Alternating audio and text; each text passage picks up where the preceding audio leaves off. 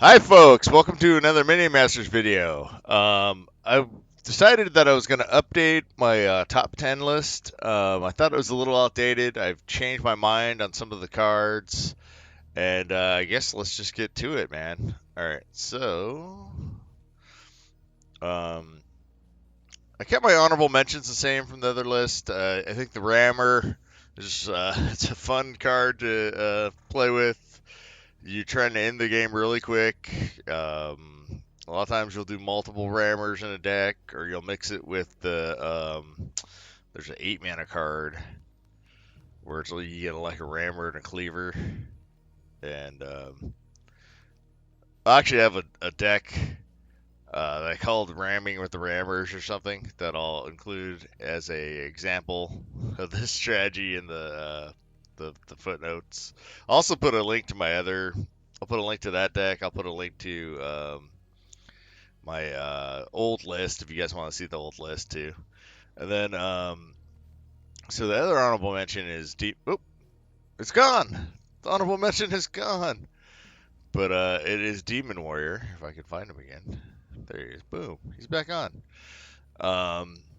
Demon Warrior is like the opposite of the Rammer. Rammer's real aggressive, trying to end the game quick. Demon Warrior, you want to stretch the game on. A lot of times you go to Mana Frenzy with Demon Warrior, and then you just get these like huge, relentless Demon Warriors coming at them because it's very cheap, but he's like as powerful as like almost like as like a Colossus or something coming at them.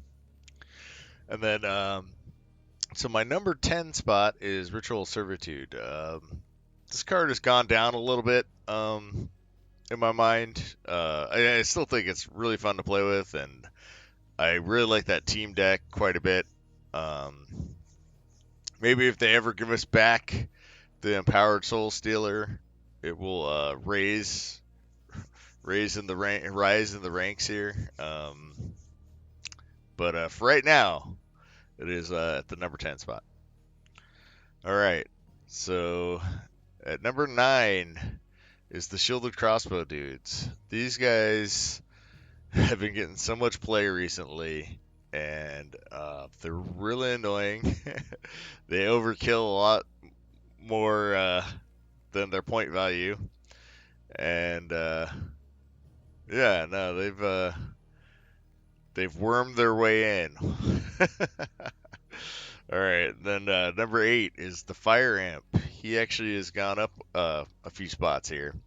He used to be on the number 10 spot. Now the Fire Imp kills mobs. He kills tall units. He kills basically anything that walks on the ground. And if you can put like walls in front of him, if you put defensive choppers in front of him, you put living statues in front of him, he is just going to do some work for you. His weakness is flyers.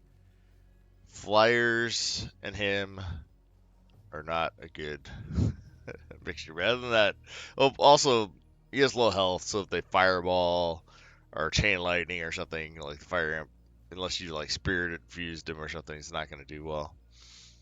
All right, so coming in at number 7 is the Swarmer Totem and the Crossbow Guild. And these strategies, you're trying to overwhelm your opponent with a bunch of this swarm of enemies coming at them, and you want to clog the lane with like something like a defensive chopper, or you can use a living statue or a scrat tank, things like that to like block up, the lane, or even a colossus or something. Great strategy.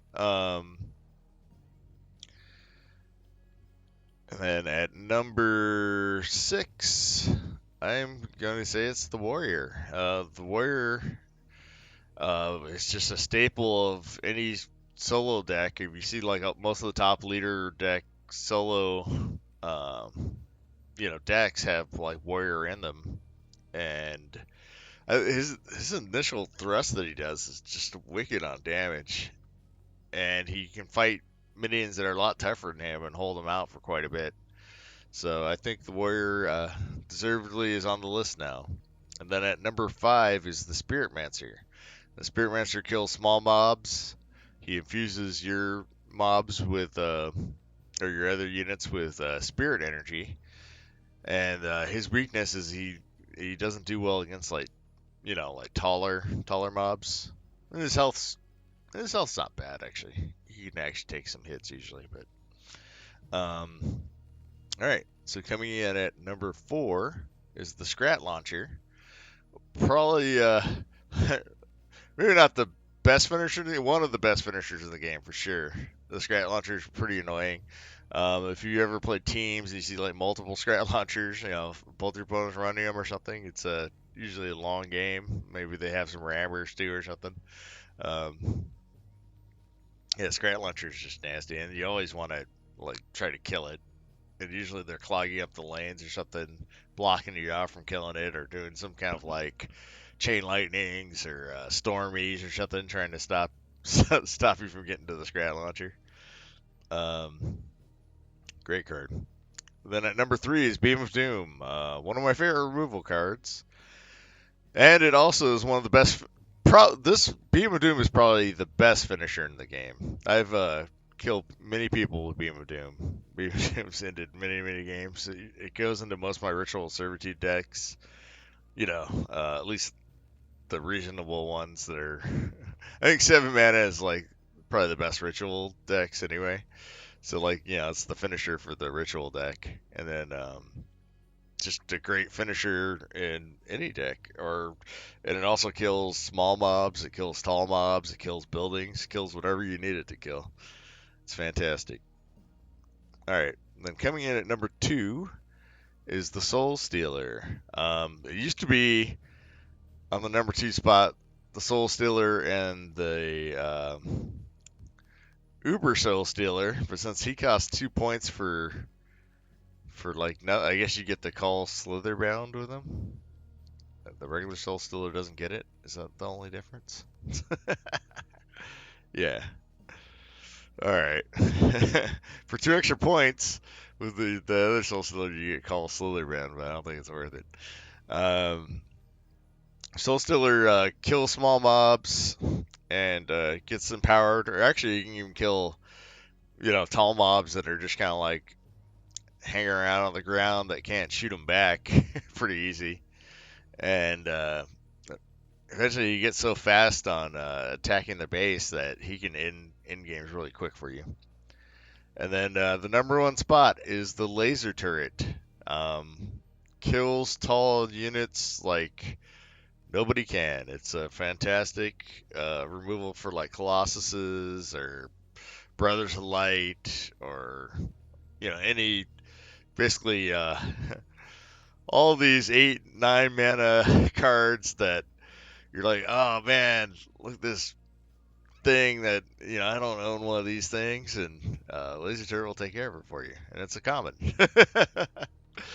And I'll leave a link to a game I played called "You Too Can Play This Cancer" in the description, where the Laser Turret, it's a 5-point unit. It kills like 24 points, something like 20 plus points worth of units.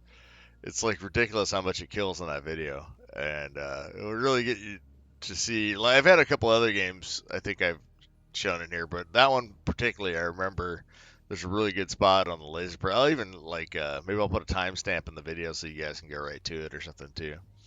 Anyway, guys, that's my list, the revised top 10 list. I hope you like it. I'll leave a link to the other list, and I'll leave a link to some of the other videos that show off some of the cards. And thanks for watching. I'll talk to you later. Bye-bye.